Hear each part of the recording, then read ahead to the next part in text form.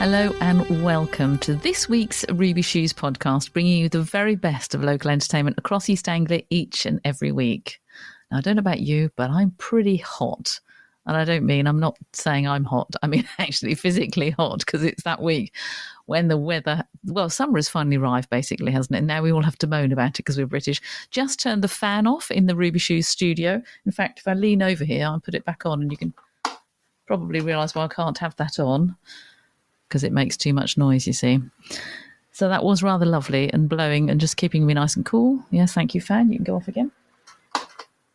So I'll keep it brief this week, and when we can all just chillax and go back to basically doing nothing. I don't know about you, I can't do anything in this heat, but here we are. This is what we have been up to, I can tell you. We've been out to find out about a wonderful art exhibition which has up sticks and moved, and it's taking place this weekend. And we have our guest reviewer Harrison back with another fantastic review. Plus, of course, a roundup of some of the fabulous shows which are coming up at our local theatres that you will not want to miss. Now, Woodbridge Art Club has found a new home for a major summer exhibition in Ipswich. The club is holding its summer exhibition this weekend. It's Saturday, the August the 17th and Sunday, August the 18th, inside the beautifully renovated St Clement's Art Centre next to 4th Street in Ipswich, right by the waterfront. Now, this former Mariners Church has been upgraded in a £300,000 project to provide an arts and community centre which is close to the waterfront and also the University of Suffolk in Ipswich. Now, this new event is being organised with Ipswich Orwell Rotary Club, and it's supporting a very good cause, the local Cancer Support Suffolk charity. Now, Woodbridge Art Club have been operating out of temporary premises since landlord's Woodbridge Town Council decided not to renew its lease on its home, and they've been there for 50 years in Tidemill Way, and that all happened earlier this year. Art Club members have been very generous in supporting the fundraising efforts, and they've been busy working on new pieces for the show, which is coming up this weekend. And they kindly invited Ruby Shoes along to St Clement's Art Centre to find out more. I'm Alison Clark, and I'm representing the Rotary Club and also the Art Club as well. So. Wonderful. I'm Anne Ledgley, and I am representing Woodbridge Art Club. Wonderful. And also here, of course, is the main man. Hello, David Vincent. I'm a trustee of the Historic Churches Trust and responsible for St Clement's project. And the reason Dave's here is because we're actually in St Clement's Church, because there's going to be a rather lovely art exhibition coming up in August. So if I can ask you first, Anne, tell me about it, because it's actually Woodbridge Art Club, isn't it? Tell me about the exhibition and why you're bringing it here to St Clement's Church in Ipswich. We're bringing it to St Clement's Church because our hub, our clubhouse in Tidemill Way, 15 Tidemill Way, is no longer, was taken back by Woodbridge Town Council, who ended our lease there after some 50 odd years. So we are looking for exhibition space, and the club, which was potters, painters, lace makers and photographers, is now fragmented and spread out to wherever we can find somewhere to paint or to take photographs or to pot.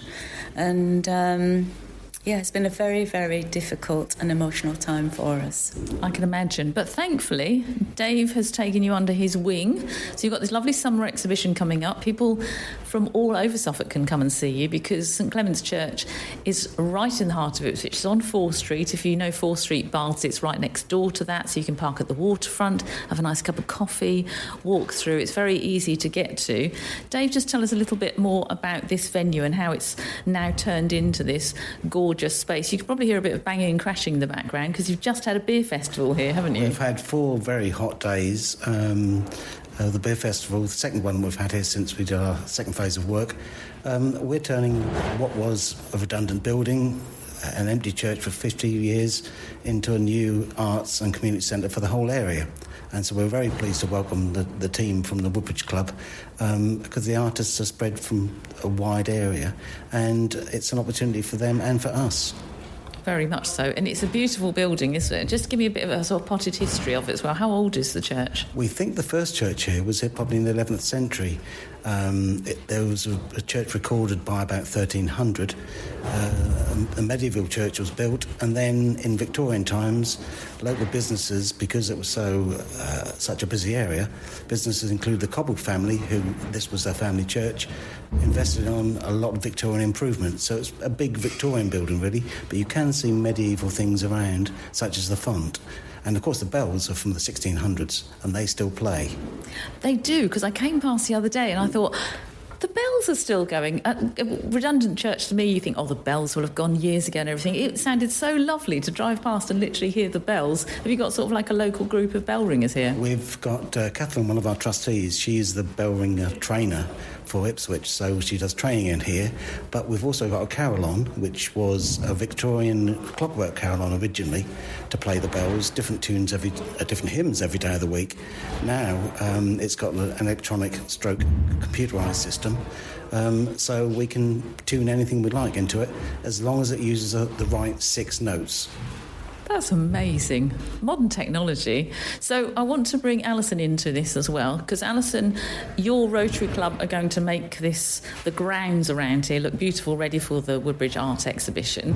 So tell me about your involvement, as well as Rotary, but your involvement with the Woodbridge Art Group. So I'm actually a member of the Arts Club as well. So I've lived through all of the history, only for the last year or so, but it was such a great club meeting in the Tide Mill, and we had exhibitions every weekend, and clearly when that opportunity closed, we were looking for other venues, and it was basically also I'm the treasurer of the Ipswich Orwell Club. We were looking for events to put on for the great charity that Mark Murphy heads at the moment, so Suffolk for Cancer Support. And it was really just bringing all those things together, really. And David and John Field from our club are heavily involved in the charitable trust and restoring the church. John himself is an artist as well, as am I, and we have one other artist in our club.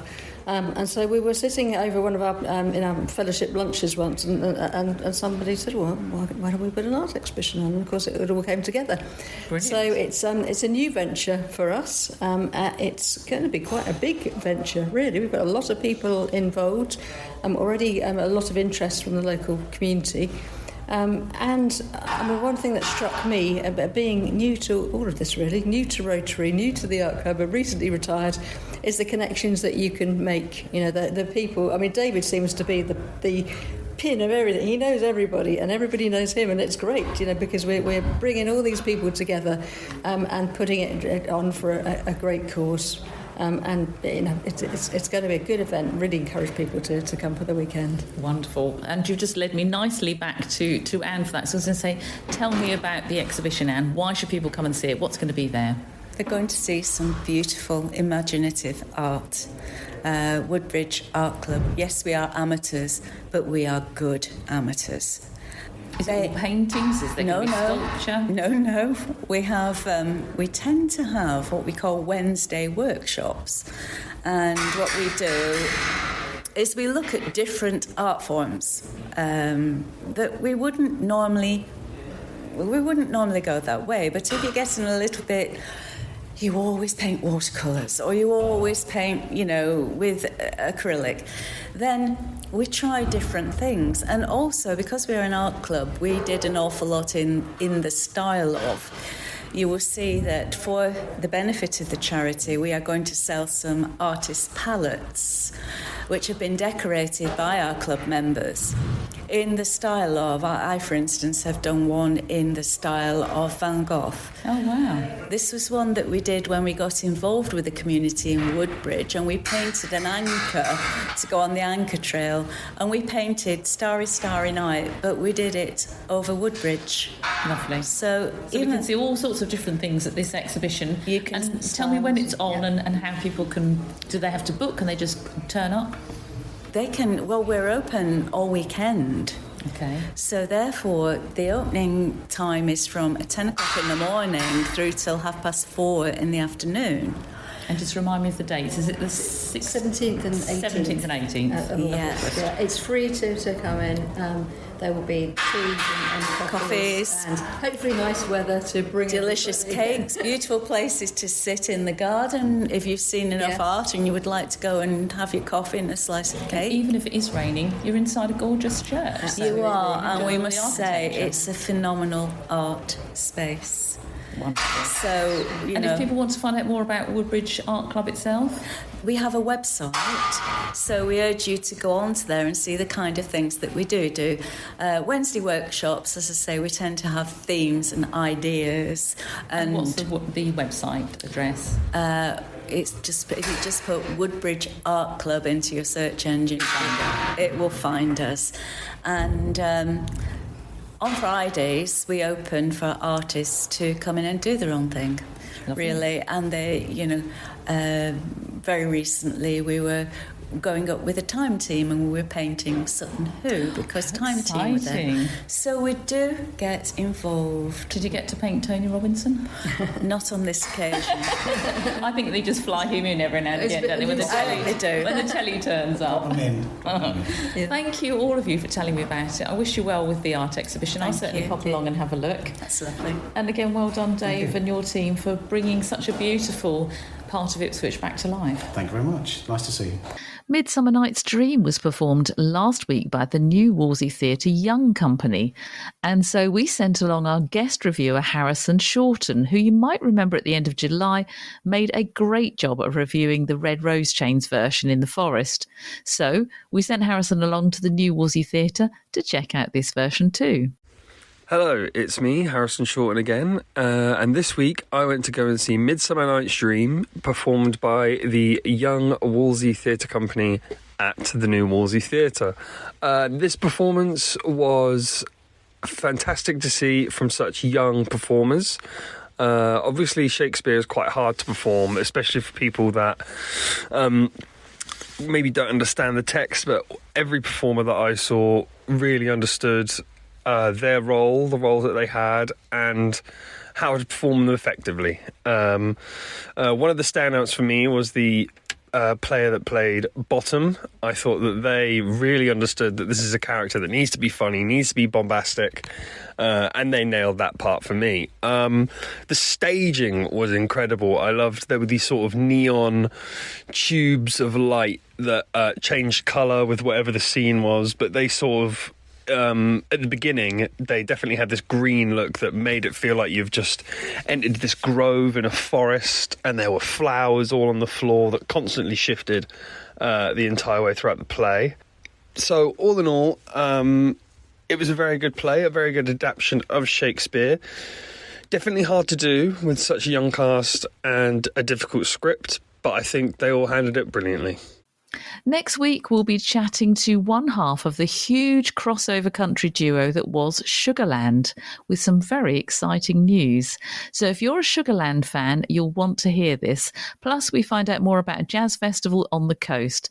In the meantime, here are some shows you might like to check out this coming month.